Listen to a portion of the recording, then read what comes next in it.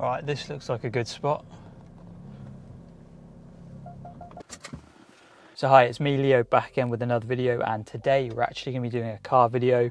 I've hopped into my daily driver, my BMW 430D that I've been using as my daily. So it actually turns out that I've owned this car for a whole year, so I thought in this video it would be quite interesting to have a look at how much this car has actually cost me to run over that year period as someone in their 20s. So I thought this video would be interesting and maybe helpful to someone that's maybe considering buying a BMW in their 20s, just so they've got a bit of an idea of how much this car might cost them. So yeah, hopefully you enjoy. And I do want to say thank you, because when I did buy this car 1 year ago, I only had 600 subscribers, and we've managed to times that by 10. We've just hit 6,000 subscribers, which is absolutely amazing. Thank you so much. And if you do enjoy and you want to see tech and car videos, hit that subscribe button. So yeah, cheeky plug. Let's get on with the video. So we're going to start off with a bit of background on this car. So this is a 2017, a 67 plate in the UK, BMW 430D. So this is a 4 Series, so it's not the Grand Coupe, so it's only got 2 doors. And I bought this car last year as an upgrade over my Mitsubishi Colt, my 1 litre Mitsubishi Colt, which is still an amazing car. I've given it to my brother now, but essentially I finished university and I started working in a hospital, and I was living at my parents' house, and the hospital was about 35 miles away, but due to traffic and sort of slow roads, it took me over an hour. So I just wanted something a bit more comfortable to commute in. So that's why I went with this car. It's a diesel 3 litre 6-cylinder engine. And for a 3 litre engine, it's actually okay on fuel. I get about 40 miles to the gallon. So yeah, over the last year, I've been really happy with this car. It's a great commuter car. Very happy with my choice. So moving on, I've actually compiled a list of how much this car has cost me over the last year. And I'm going to break it all down, so hopefully this is interesting, useful. One thing I do want to say is I've not actually included the cost of fuel in my list, because that varies depending on how many miles you do and how much you sort of pay for fuel. But for me personally, in this car, I've done 20,000 miles over the last 12 months. So anyway, we're going to start from the beginning. The day that I bought this car, back in October 2023, so I was 23 years old. I was super excited. Me and my dad went down to, I think it was like somewhere around London, 5 or 6 hour commute. My dad took me, picked up the car, drove home. So I actually bought this car from a private seller, but the chap gave me loads of information, all the service history, so I was happy. And I picked this car up. I think I knocked about £500 off the price of the car. So this is a Category S car. I've actually made a video on why I went with a Category S car to save a bit of money. Somewhere on my channel, I might put a little flash card up at the top of the screen if you're interested. But I think I paid about £12,000 for this car, which for a car with 60,000 miles on the clock, late 2017 BMW 430D, I think that's a really good price. But I'm not going to include the cost of the car in my running total. Every cost from now on is going to be sort of added together, and we're going to come to a total at the end of the video. I think it'd be interesting if you give an estimate of how much you think this car's cost me over the last year in the comments section below. I bought the car back in October 2023, and the first cost was insurance. I got an insurance policy, but it actually started the day after I bought this car. So to drive this car back home from London, I had to get a 24-hour coverage on an app called Cover. Not sponsored, but it is a very useful app. But the prices are quite high, because obviously you're insuring the car for 24 hours. I think it was about £70 to insure the car for 24 hours. So yeah, it's annoying, but I had to do it to actually drive the car home. So yeah, once I got the car home, I insured it for the whole year, and the cost of insurance, well, the cheapest quote I could find was £1,900 for the whole year. So I was 23 years old. I think I'd had 5 years of driving experience, and I'd only had 2 years of no claims on my previous car. And the cheapest insurance I found was £1,900. So yeah, my insurance for the year was £1,900. And I also had to pay road tax for this vehicle for the year. It was £190. I was actually quite fortunate, as in the chap that I bought this car off of had put some fresh tyres on the car literally the day before I went to pick up the car. And he'd also got a clean MOT, so an MOT and tyres were things that I just didn't need to worry about for a bit. So now we've got the boring essentials out the way, insurance, road tax. I'm now able to drive my car on the road, which I'm really happy about. Next is some cosmetic upgrades that I wanted to sort of add to the car. So when I bought the car, it actually had the M Performance body kit already pre-installed. So it had a small wing on the back. It also had the front splitter and side skirts, as well as some stickers. So the next thing I decided to buy for this car was actually a black 430D badge. So when I bought this car, it had actually been debadged. I wasn't really a fan of the look, so I wanted a badge to go on the back of the car, and I wanted a black one because it sort of matched the body kit. I also wanted to replace the black M badges on either side. As standard in this car, they're silver, but the previous owner had obviously put the M Performance body kit on, replaced them with black badges, but they were sort of a very cheap black badge that had become faded in the sun, so I wanted to put some fresh M badges on the side. So I ended up getting both those cosmetic stickers from eBay. The 430D badging was £17 from eBay, and the M badges either side were £20 for 2 of them. So after I got the exterior of this car looking just how I wanted it, I then decided to buy a metal key case. Basically it's just a metal case that goes around the key, because the standard BMW key from this era, they're quite plasticky. So yeah, to me it was definitely worth it. And I paid £16 for this metal key case. So the next thing I decided to buy was cleaning products. So you can't have a new car and not clean it. I'm not sure exactly of the price of sort of everything, because I bought quite a few cleaning products over the course of the year. So I'd probably say around about £100. So I bought the cloths, the car shampoos, the waxes. I bought some clay bars as well. I also bought a random orbital polisher for I think about 25 quid. I used that to sort of buff out some small scratches in the car, and it actually worked pretty well. Some of the other products that I bought include tire shine. I bought some leather balm for the seats, and I also bought some alloy spray. Some of these products are probably pointless, but who cares? So yeah, I'd probably say around about £100 on all cleaning products over the course of the year, which if you think about it is actually probably cheaper than taking your car to a car wash or to get it cleaned or valeted every week or so. So yeah, saved a bit of money, did it myself. So the next thing I decided to get done to this car was a stage 1 remap. So as I mentioned, stock this car produces about 250 brake horsepower, which isn't particularly slow. That's actually a lot quicker than my previous car. My previous 1 litre Mitsubishi Colt only produced about 70 horsepower, so this car was already feeling really quick. But yeah, why not get a stage 1 remap?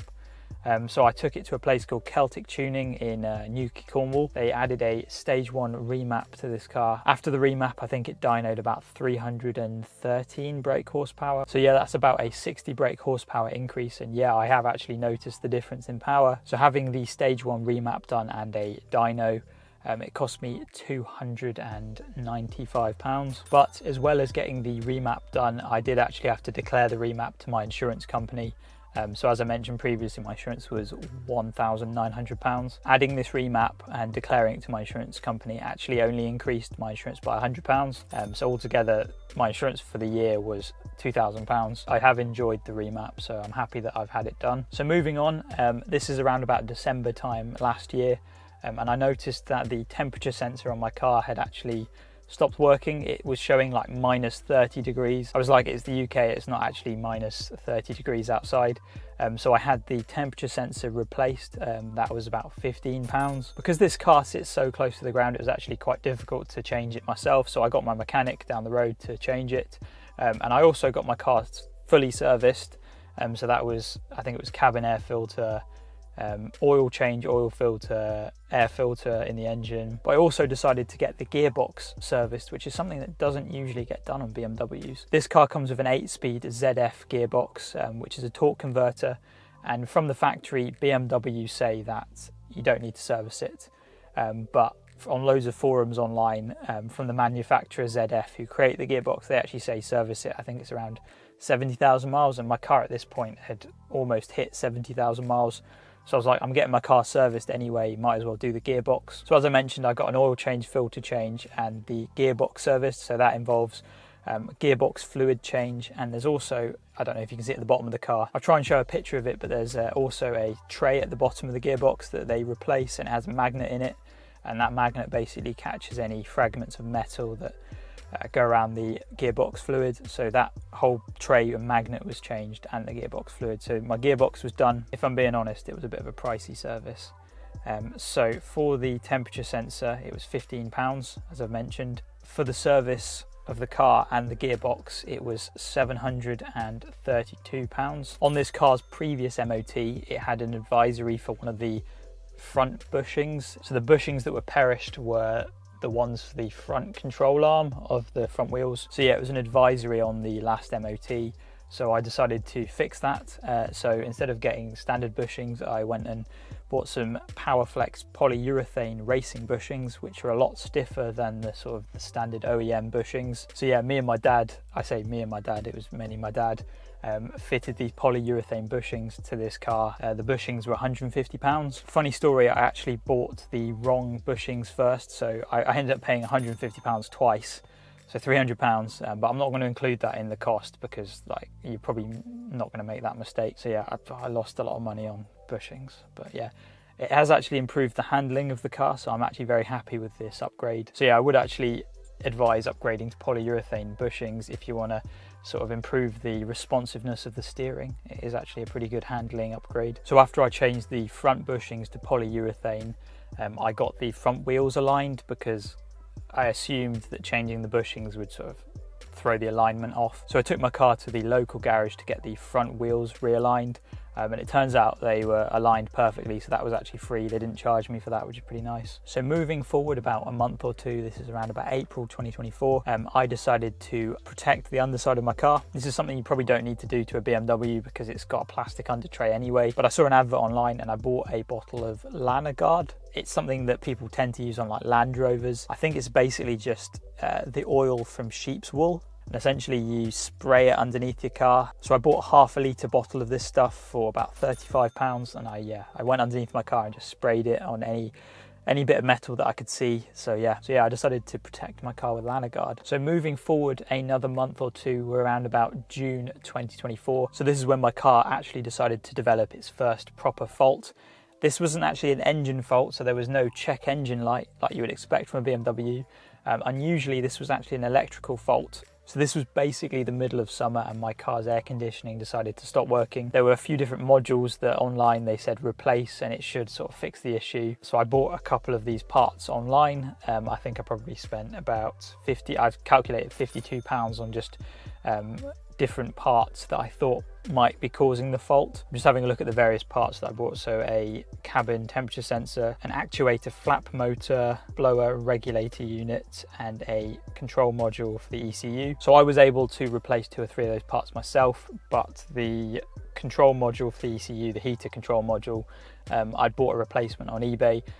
It was too far behind the dash for me to like want to do it myself, so I got my mechanic to do it. That job cost, let's have a look, £108. So for labour, £108 on top of £52 worth of parts. And yeah, so unfortunately that did not fix the issue. So yeah, I still had faulty air conditioning. And just for those of you curious, the symptoms that I had were when I had the air conditioning on max, it would just blow hot air out and it seemed to just have a mind of its own.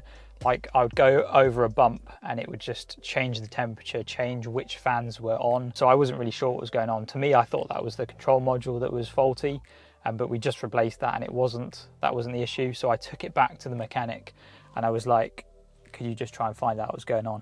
My guy, I need my aircon. It's the middle of summer. An aircon is a luxury because my previous car didn't have aircon. So I was very keen. This was my first summer owning a car with aircon. I want the aircon to work. So yeah, I went back to my mechanic. He did a great job. He essentially, this is pretty scary. I'm so glad I didn't see it myself because I would be stressing out. He took the whole of the car's dashboard out. I've got an image of it here, and he found that there was a wire behind the dash that was rubbing and it had cut through the wire and it was shorting itself out. So yeah, the cable was fixed, but that whole process cost about a day and a half of labour. So I was charged £360 to have that issue fixed. So moving forward another month, so we're in July, August time. Even though this car had a fresh set of tyres on all 4 wheels when I bought this car, I now needed some new rear tyres. So yeah, this is a rear wheel drive car and it seems to eat through rear tyres, which is unfortunate. But yeah, I decided to go with some Bridgestone Potenzas, I believe. So yeah, I took my car to my local mechanic, got some new rear tyres. I also did an oil change and an oil filter change because I think at this point it had been about 10,000 miles since my last one. So yeah, the cost of having my rear tyres done and another oil change was £531. So yeah, after getting the rear tyres changed and an oil change, I managed to get this car to the 1 year mark, which was October 2024, without really having to spend any more money on this car. So that means in the whole year period, I have spent, I've calculated it here, £4,691 on this car. So yeah, let me know if this is more or less than you thought it would cost to sort of maintain a BMW. This isn't even an M car, it's your economical diesel car. And as you can see, insurance for me is by far the biggest cost, and that will vary from person to person, but the costs continue. So after hitting the 1 year mark, I then had to renew my insurance. My insurance actually did go down. So this year with the remap, it's £1,600, which is about £400 cheaper. The road tax is the same, £190. And my car then went through its MOT and it passed, but there were a few advisories. So the front tyres are going to need changing quite soon. That was an advisory, so I'm going to have to pay for the front tyres to be changed. Also, the brakes and brake discs on all four wheels are going to need changing at some point this year. So yeah, that's going to cost, I don't know, a couple of £100. So yeah, that wraps up this video. Let me know in the comment section below whether or not you thought this car would cost me more or less than it did to sort of run for the year, maintain for the year. Yeah, and if you did enjoy, be sure to hit that subscribe button, drop us a like. And yeah, before we wrap up, there is another issue that I've just noticed that I'm going to have to get addressed. It's probably going to cost a lot of money. Have a look at this, guys. You guys might be able to help me out, but it seems like whenever I press this button, this light on my dash seems to light up. So I'm probably gonna have to get that looked at and fixed, which is gonna cost me more money. So yeah, typical BMW. Anyway, I'll see everyone in my next video.